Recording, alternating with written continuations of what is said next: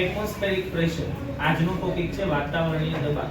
વાતાવરણીય દબાણ મતલબ કે વાતાવરણની અંદર જે હવા રહેલી છે, આ હવા પણ આપણા ઉપર અથવા તો એની નીચે રહેલા બધા જ પદાર્થો ઉપર દબાણ લગાવે છે, એ દર્શાવતો એક નાનો એવો પ્રયોગ છે. આપણે સમજીએ. આ કૃતિમાં જોઈ શકાય છે કે પેલા એક ખાલી બીકર લીધેલું છે.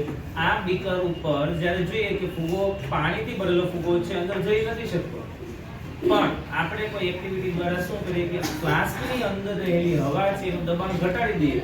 ફ્લાસ્કની અંદર રહેલી હવા છે પાતળી થશે તો ઉપરથી જે હવાનું વાતાવરણનું દબાણ છે એ ફુગ્ગાને શું કરશે, દબાણ લગાડશે, પ્રેશર આપશે અને પરિણામે ફુગ્ગો છે એ અંદર જતો રહેશે.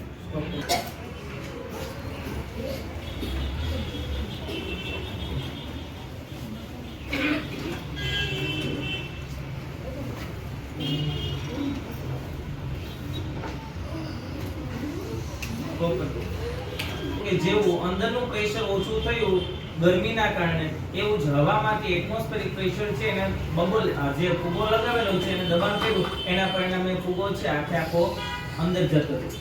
આ હતું એટમોસ્ફેરિક પ્રેશર.